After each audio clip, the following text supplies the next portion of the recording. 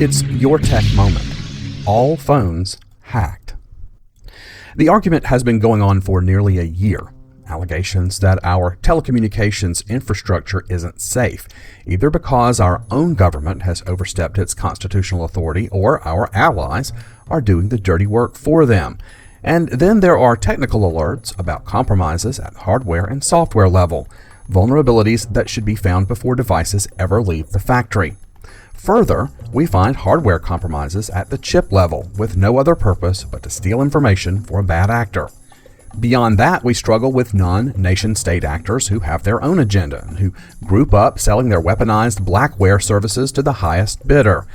It's exhausting for technologists to know a safe path to navigate away from the dark web. A few years ago, I discovered the zero trust concept in networking, and it has served me well. If we assume everything is hacked, everything is monitored, everything is dangerous, perhaps we can be more careful in the application of technology, depending on it less. By trusting less, we are making our corporate and personal business more resilient. With all that in mind, I want to share an important article with you today from Zach Whitaker. Hackers are stealing years of call records from hacked cell networks. Security researchers say they have uncovered a massive espionage campaign involving the theft of call records from hacked cell network providers to conduct targeted surveillance of individuals of interest. The hackers have systematically broken into more than 10 cell networks around the world to date over the past 7 years to obtain massive amounts of call records, including times and dates of calls and their cell-based locations on at least 20 individuals. Researchers at Boston-based Cyber Reason, who discovered the operation and shared their findings with TechCrunch, said the hackers could track the physical location of any customer of the hacked telcos, including spies and politicians, using call records. Lior Dev, Cyber Reason's co-founder and chief executive, told TechCrunch it's massive-scale espionage. Call detail records, or CDRs, are the crown jewels of any intelligence agency's collection efforts. These call records are highly detailed metadata logs generated by a phone provider to connect calls and messages from one person to another. Although they don't include the recordings of calls or the contents of messages, they can offer detailed insight into a person's life. The National Security Agency has for years controversially collected the call records of Americans from cell providers like AT&T and Verizon, which owns TechCrunch, despite the questionable legality. Cyber Reason researchers said they first detected the attacks about a year ago. Before and since then, the hackers broke into one cell provider after the other to gain continued and persistent access to the networks. Their goal, the researchers believe, is to obtain and download rolling records on the target from the cell provider's database without having to deploy malware on each target's device. Dev said the hackers acted invisibly to their targets. They know everything about them without ever hacking their phone, he said. The researchers found the hackers got into one of the cell networks by exploiting a vulnerability on an internet-connected web server to gain a foothold onto the provider's internal network. From there, the hackers continued to exploit each machine they found by stealing credentials to gain deeper access. Quote, "You could see straight away that they knew what they were after," unquote, said Amit Serper, head of security research at Cyber Reason. They would exploit one machine that was publicly accessible through the internet, dump the credentials from that machine, use the credentials stolen from the first machine, and repeat the whole process several times. Once the hackers gained access to the domain controller, the hackers had control of the entire network. Everything is completely owned, said Serper. The National Security Agency collected 434.2 million phone records on Americans in 2018 as part of the Call Detail Records program, despite controversies of the collection of domestic data. The cell provider hacks discovered by security researchers at Boston-based Cyber Reason appear to be another nation-state collecting data on a handful of targeted individuals. With access to the cell provider's bank of call detail records, the hackers compressed and exfiltrated targets' data, some hundreds of gigabytes, amounting to a vast number of records, potentially weeks or months at a time. Every single bit of raw data that your phone sends and receives to and from the network is there, said Serper. Each time the hackers broke in, they would conduct more reconnaissance and more network mapping to get a better understanding of the network, said Moore Levi, one of Cyber Reason's researchers who discovered and analyzed the hacking operation.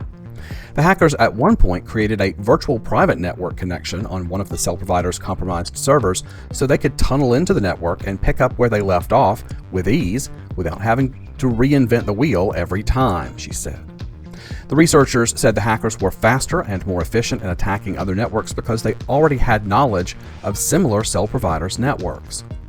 Deves said because the attacks were ongoing, the company wouldn't name the cell networks, only that some are large providers and the smaller companies are in unique and interesting locations, likely each a strategic target for the hackers. Cybereason said it has not yet seen the hackers target North American providers, but said the situation remains fluid and ongoing. The company published its findings to sound the alarm over the continued intrusions. The company also didn't name the targeted individuals.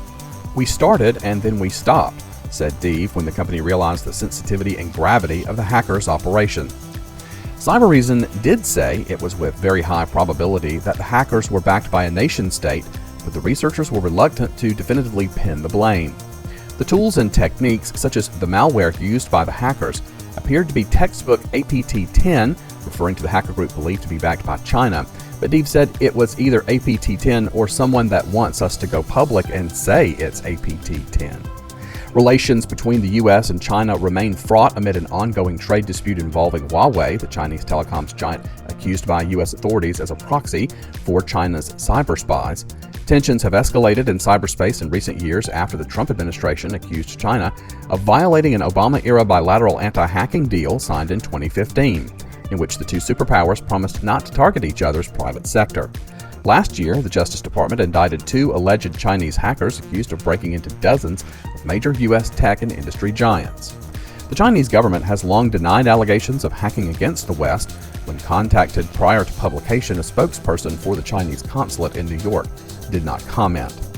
Please have a look at this article at TechCrunch and take some time today to assess what this might mean for you, your family, your government officials, and your business. And then let's make a plan for a future that mitigates this risk. Emergency presidential alerts can be spoofed, researchers warn. Spurred by the panic-inducing fake alarm about an inbound ballistic missile received by Hawaii residents in January 2018, a group of researchers from the University of Colorado Boulder wanted to check whether attackers could spoof presidential alerts, which are delivered to all capable phones in the United States via the Wireless Emergency Alert System. HelpNet Security explains that 5G will replace the vulnerable standard in this article on their site. And finally today, Lauren Grush writes, SpaceX catches rocket Nosecone for the first time with giant net-wielding boat. After launching its powerful Falcon Heavy rocket this evening, SpaceX caught part of the vehicle's Nosecone when it fell back to Earth, the first time the company has ever pulled off such a feat. The structure broke away from the rocket in space and parachuted back to the surface, where it landed on a SpaceX boat outfitted with a giant net. The successful stunt comes a year and a half after trying and failing to catch a Nosecone after launch, but now that one has been recovered, it's possible that SpaceX may use the structure again on an upcoming flight instead of building a new one from scratch. SpaceX continues to break records and rules by thinking up new ways to make recyclable space travel components a reality. Check this story out today at The Verge. Help me out by thumbing this up or give it claps or telling people or sharing it on social media, please. I would appreciate it. Politics may be married to technology and big media, but sometimes individuals can make a difference.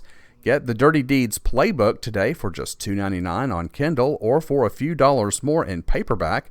This satirical field manual uses fools and fanatics to sow chaos in American elections. Tools and techniques, observations, and deception I've seen in the election process over these past few years.